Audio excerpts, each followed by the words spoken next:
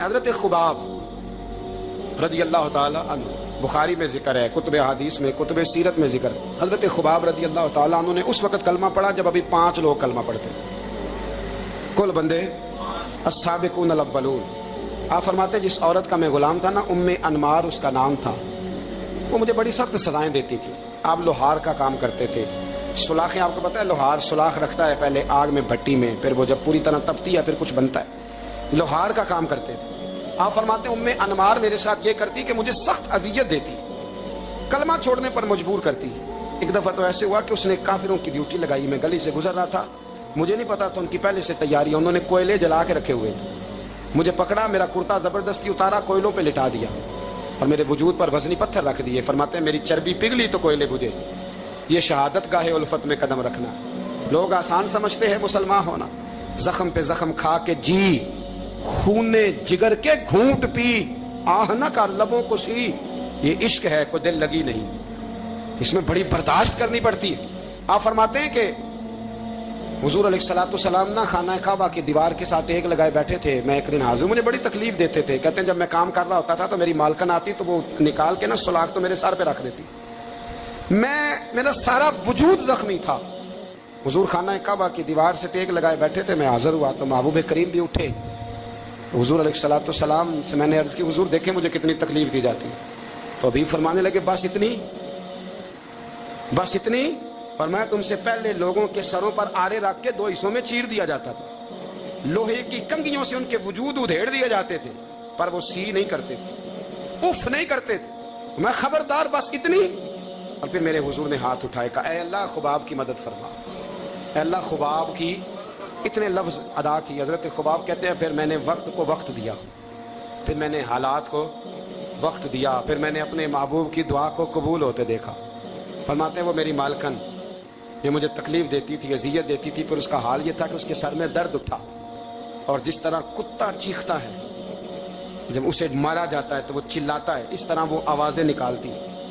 پھر وہ بہت بڑے طبیب کے پاس گئی تو اسے کسی نے کہا کہ لوہے کی سلاخوں سے اپنے سر کو دگوایا کر، داغ دیا کر، اسے جلایا کر جگہ جگہ سے، تاکہ تیرے اندر کا درد ختم ہو۔ تو آپ فرماتے ہیں پھر لوگوں میں نے صبر اور استقامت کا رزلٹ دیکھا کہ وہ جو مجھے بطور سزا میرے سر پہ سلاخیں رکھتی تھی، پھر وہ بطور دوائی منگانے لگی، میں سلاخ گرم کر کے لاتا اس کے سر پہ رکھتا۔ فرماتے ہیں پھر اسے سکون ہوتا، پھر وہ تڑپتی، اور چونکہ مجھے تو وقت یاد تھا نا، کہتے ہیں لیکن میں مصطفیٰ کریم کا کلمہ پڑھتا تھا، میں نے کبھی دوبارہ پلٹ کر اسے یہ بات یاد نہ کریں۔ آپ وقت دیں، ماحول کو ٹائم دیں، آپ دیکھیں، ہاں یہ ضرور دیکھ لیں کہ آپ کے ضمیر کے اندر کوئی ایسی بات تو نہیں، کوئی ایسا معاملہ تو نہیں کہ جہاں آپ غلط ہیں، اور اگر ایسا نہیں پھر آپ وقت دیں آنے والے اسباب کو۔ ہم نہ بڑی جلدی ہے، ہمیں دعا کرائی ہے تو آج شام تک مسئلہ ٹھیک ہونا چاہیے، دعائی کھائی ہے تو طبیعت شام تک ٹھیک ہونی چاہیے۔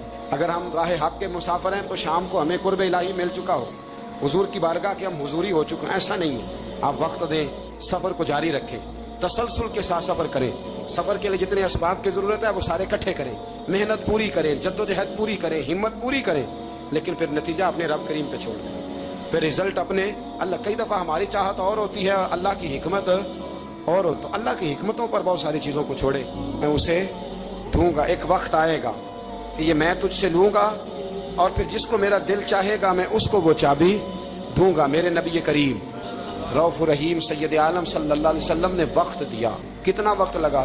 2 دن، 4 دن، 5 دن، 10 سال لگ گئے۔ حضور نے مکہ کو فتح کیا، حضور تشریف لائے، وہی چابی عثمان بن طلحہ کے پاس تھی، محبوب کریم نے بت توڑنے تھے، کعبہ کو ان سے پاک کرنا تھا، فرمایا لاؤ نا چابی کدھر ہے؟ عثمان کہتے ہیں حضور نے تو بات نہیں جتلائی، پر مجھے وہ لفظ یاد تھے کہ عثمان ایک وقت آئے گا، ایک، سمجھیے گا بات کو، ایک وقت آئے گا جب چابی میں لوں گا، اور پھر جس کو میرا دل کرے گا میں اسے، پھر وقت آ گیا، پھر حضور نے چابی لے لی، پھر نبی پاک نے بت توڑے، اور قربان جاؤں مدینے والے محبوب کے طریقے پر، فدا ہو جائیں حضور علیہ السلام کے کمال درگزر پر۔ جب حضور فارغ ہوئے نا بیت اللہ کو صاف کر کے تو فرمایا کدھر ابھی عثمان بن طلحہ؟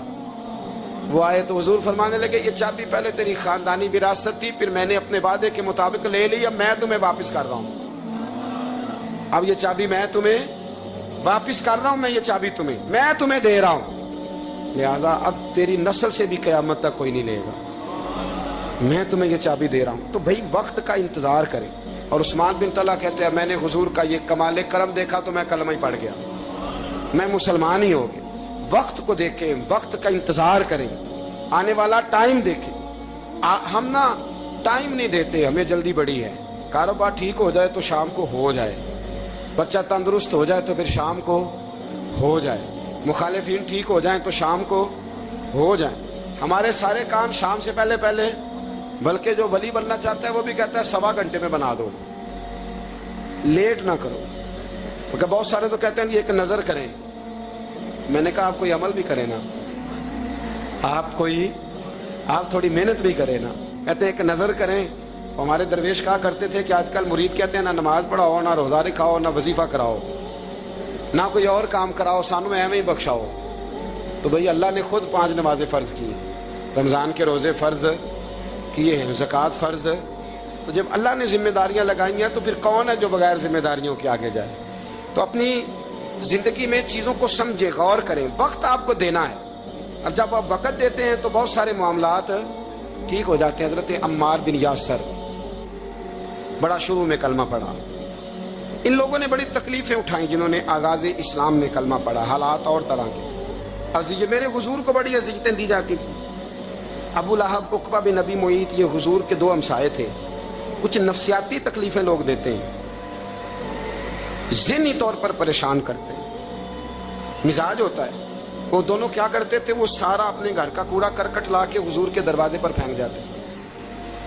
تو نبی کریم صلی اللہ تعالی وسلم فرماتے تھے کیا خوبصورت حق ہمسائیگی ادا کرتے ہو، کیا اچھا تم حق ہمسائیگی۔ اور دونوں طرف کے ہمسائے تکلیف دیتے، اذیت دیتے، حضور کو پریشان کرتے۔ حضرت عبداللہ ابن مبارک رحمۃ اللہ علیہ کا ہمسایہ بھی اسی طرح کرتا تھا، وہ اپنے گھر کا سارا گند کچرا اٹھا کے آپ کے گھر میں پھینک دیتا۔ 1 دن بھی پھینکا، 2 دن بھی پھینکا، 3 دن بھی پھینکا، 4 دن بھی پھینکا، 5 دن بھی پھینکا، مہینوں بیت گئے۔ ایک دن کہنے لگا میں روز کچرا پھینکتا ہوں، خود ہی کہنے لگا آپ کو تکلیف نہیں ہوتی؟ آپ فرمانے لگے میں نے ایک برتن رکھ دیا، ایک جھاڑو رکھ دیا ہے، جب تو کچرا پھینکتا ہے تو میں اٹھا کے باہر پھینک آتا ہوں، اب تو بند نہ کرنا، اس لیے کہ مجھے عادت ہو گئی ہے۔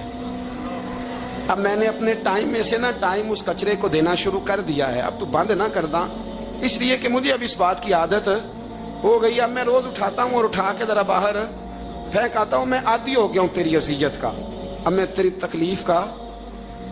آپ میں سے بہت سارے لوگ شہروں کے رہنے والے ہیں، ہمارے دیہاتوں میں یہ ہوتا تھا کہ کسی بوڑھے بابے کو نا بچے چھیڑتے تھے، کبھی کبھی غلط کرتے تھے، ایسا کرنا نہیں چاہیے، لیکن بزرگ کو چھیڑتے تھے، تنگ کرتے تھے۔ کبھی وہ بچے نہ چھیڑتے تھے تو بزرگ خود کہتے تھے کہاں مر گئے آج سارے۔ اصل میں وہ پیار ہوتا تھا، وہ پیار لگ جاتا تھا، بتاتے نہیں تھے، لیکن علاقے کے بچوں کے ساتھ نا وہ غصہ ہوتا تھا، وہ چھیڑتے تھے۔ لیکن نا کئی دفعہ کوئی بندہ دشمنی کرتا ہے تو بندے کو اللہ کے قریب کر دیتا ہے، سجدے کا ذوق بڑھ جاتا ہے، عبادت کا مزاج بڑھ جاتا ہے، انسان کی طبیعت کے اندر خاص قرب آتا ہے۔ حضرت عمار بن یاسر رضی اللہ تعالیٰ عنہ فرماتے ہیں کہ بڑی تکلیف دیتے۔ حضرت عمار بن یاسر رضی اللہ تعالیٰ عنہ کی جو والدہ ہیں وہ اسلام کی پہلی شہیدہ ہیں، حضرت سمیہ ان کا نام تھا، اسلام کی پہلی شہیدہ۔ ان کے زیر ناف ابو جہل نے نیزہ مار کے انہیں شہید کر دیا۔ حضرت عمار بن یاسر رضی اللہ تعالیٰ عنہ فرماتے ہیں کہ میرے والد کو اتنی تکلیفیں دی گئیں کہ وہ ان اذیتوں کی وجہ سے ہی دنیا سے پردہ کر گئے۔ حضرت عمار بن یاسر کو خود کافر اتنا مارتے تھے کہ وہ اپنی حواس کھو بیٹھتے تھے اور ایسی باتیں کرتے تھے کہ سمجھ نہیں آتی تھی کہ یہ عمار بن یاسر بول رہے ہیں۔ اتنی سخت اذیت دیتے، اتنی سخت۔ دکھ قبول محمد بخشا، راضی رہن پیارے، دکھ قبول محمد بخشا، بس راضی رہن۔ اتنی تکلیف دیتے کہ حضرت عمار بن یاسر حواس کھو بیٹھتے، تکلیف میں آتے، بڑا سہا، بڑا برداشت کیا۔ ایک دن میرے رسول پاک تشریف لائے اور حضور نے کہا او آل یاسر میں تمہیں مبارک دینے آیا ہوں، رب کریم نے تمہارے لیے جنت میں مکان بنا دیے ہیں، حضور نے تمہارے لیے، اللہ نے تمہارے لیے جنت میں مکانات، تمہیں مبارک ہو، تمہاری اذیتیں، تمہاری تکلیفیں، تمہارے درد، تمہاری راتیں کام آ گئیں، مالک نے تمہارے لیے مکانات بنا دیے ہیں، حالات ٹھیک کر دیے ہیں، طبیعتوں میں بہتری آ گئی ہے۔ میرے محبوب کریم رؤف الرحیم سید عالم نور مجسم شفیع معظم آقا دو عالم صلی اللہ تعالی علیہ وسلم نے انہیں خوشخبری سنا دی. حضرت عمار کہتے ہیں پھر حالات بدلے. پھر میں نے جو مجھے اذیتیں دینے والے تھے میں نے انہیں گڑھوں میں گرتے دیکھا. آپ فرماتے ہیں ابو جہل کی لاش اٹھانے والا بھی بدر میں کوئی موجود نہ تھا, اور ابو لہب جو مجھے تکلیفیں دیتا تھا وہ مکے کے چوک میں مرا ہوا پڑا تھا, پر کوئی اس کے قریب جانے والا بھی موجود نہ تھا, کوئی نہیں تھا. آپ فرماتے ہیں وہ حالات. حضرت عمار کا اپنا کیا حال ہوا؟ حضرت خالد بن ولید رضی اللہ تعالیٰ میں بڑے بہادر ہیں. حضور نے فرمایا یہ اللہ کی تلوار ہے, یہ اللہ کی. بڑے بہادر تھے, بڑے شیر دل تھے. فرماتے ہیں کبھی معذرت نہیں کرنی پڑی, کبھی جھکنا نہیں پڑا, کبھی کسی کی منت نہیں کی. اللہ نے طاقت اتنی عطا فرمائی تھی, ہمت, حوصلہ, صبر, استقامت اتنا دیا, کبھی کسی جگہ پشت نہیں لگی. لیکن فرماتے ہیں کسی وجہ سے نا ایک دن میرا عمار بن یاسر کے ساتھ کسی بات پہ اختلاف رائے ہو گیا, جھگڑا ہو گیا. توجہ ہے میری بات پر؟ فرماتے ہیں جھگڑا ہو گیا. ہمارا پتہ حال کیا ہے؟ ہمارا یہ حال ہوتا ہے کہ ہمارا جھگڑا ہو جائے تو خیر ہے, لیکن اگر پڑوسی کے بچے لڑ پڑے تو ہم کہتے ہیں اس کی روزی پاک نہیں, اس کی تربیت ٹھیک نہیں. ہمارا بھائیوں سے رٹا ہو جائے تو معاملہ اور ہے, کسی کا ہو جائے تو معاملہ اور ہے. میں بیمار ہو جاؤں تو آزمائش ہے, اور سامنے والا بیمار ہو جائے تو سزا ہے. پھر کیا ہے؟ بلکہ پنجابی کہنے نے کیتیاں نو پھڑیا ہے, یہی کہہ دیتے. اور میں بیمار ہو جاؤں تو آزمائش آگے جی اللہ کی طرف سے. ایسا نہ کرے. ہمارا فتویٰ اپنے حق میں اور ہوتا ہے, سامنے والے کے معاملے میں اور ہوتا ہے. حضرت عمار بن یاسر کی بات کر رہا تھا. جناب عمار بن یاسر رضی اللہ تعالی عنہ, حضرت عمار بن یاسر کہتے ہیں کہ حضرت خالد بن ولید کے ساتھ, جناب خالد بن ولید کہتے ہیں میری ان کے ساتھ نہ کسی بات میں اختلاف رائے ہو گیا. تو میں اب دلیر آدمی تھا, شیر آدمی تھا, کبھی جھکا نہیں تھا, کبھی کوئی معاملہ نہیں ہوا تھا, کبھی کوئی ایسی بات نہیں ہوئی تھی. آپ فرماتے ہیں جب رائے کا اختلاف ہو گیا نا, بات ذرا آگے بڑھ گئی تو نبی کریم صلی اللہ علیہ وسلم تک بات پہنچی. تو میرا یہ خیال تھا کہ حضور میری بھی سنیں گے, عمار بن یاسر کی بھی سنیں گے, پھر حضور کوئی فیصلہ کریں گے, پر قربان جاؤں وقت بدل گیا ہے نا. اب بہت بڑے چودھری ہیں, بڑے سردار ہیں, بڑے سپہ سالار ہیں حضرت خالد بن ولید, پر وقت بدل گیا. تو حضرت خالد بن ولید کہتے ہیں جب میں نے نبی کریم کی بارگاہ میں بات عرض کی, حضور تک بات پہنچی, تو میرے مصطفیٰ نے موٹی سی بات ارشاد فرمائی. رسول کریم فرمانے لگے بھئی بات مختصر سی ہے, جس نے عمار کو راضی کر لیا اس نے مجھے راضی کر لیا, اور جس نے اسے ناراض کیا اس نے مجھے ناراض کیا. فرماتے ہیں بس میری قیمت بڑھ گئی, میرا قد اونچا ہو گیا. حضرت خالد بن ولید کہتے ہیں میں نے بھی کہا اب بات کیا کرنی ہے, اب تو گزارش ہی کرنی ہے, اب مدعا کیا سنانا ہے, اب تو بات کرنی ہے. فرماتے میں آگے بڑھا, اور جیسے بھی ہوا میں نے حضرت عمار بن یاسر کو راضی کیا. حضرت عمار کہتے ہیں ایک وقت وہ تھا اور ایک وقت یہ ہے, جب دونوں وقتوں کو دیکھتا ہوں تو کہتا ہوں الحمدللہ رب العالمین. یہ ساری تعریفیں اس رب کے لیے ہیں جو تمام جہانوں کو پالنے والا. وقت دیں معاملات کو, ٹائم دیں. آپ دیکھیں اللہ تبارک و تعالیٰ بڑا کریم ہے, وقت کے ساتھ جب چیزیں تبدیل ہوتی ہیں اپنے ٹائم کے. حضرت بلال حبشی رضی اللہ تعالیٰ, بڑا مشکل نہیں, اکیلا آدمی, غریب آدمی, مکے کے سارے سرداروں کے قابو آ گیا. حضرت حسان کہتے ہیں میں نے خود اپنی آنکھوں سے دیکھا, حضرت بلال کے گلے میں رسی ڈال کے بچے کھینچا کرتے تھے. یار خاصا مشکل کام نہیں. امیہ بن خلف ڈنڈوں سے مارتا ہے, آپ کے ہاتھ اور پیر چارپائی کے نیچے رکھ کے تو اوپر بیٹھے رہتے بڑی بڑی دیر. بڑی تکلیف نہیں, بڑی اذیت نہیں. لیکن حضرت بلال حبشی فرماتے ہیں پھر میں نے وہ سارے دکھ مٹتے دیکھے. وقت بیت گیا. وہی امیہ بن خلف ایک دن گھوڑے پہ تھا, گھوڑے اپنے کو تیار کر رہا تھا, لگام ڈال رہا تھا. حضور علیہ السلام گزرے تو فرمایا کیا کر رہے ہو؟ کہنے لگے اس گھوڑے پر بیٹھ کے آپ کو شہید کروں گا. تو حضور فرمانے لگے تیاری کر لے, تجھے قتل میں نہیں کرنا ہے. پھر جنگ کے موقع پہ نا ہلکی سی خراش لگائی رسول پاک نے اسے یہاں گلے پہ. تڑپتا تھا, روتا تھا, سسکتا تھا.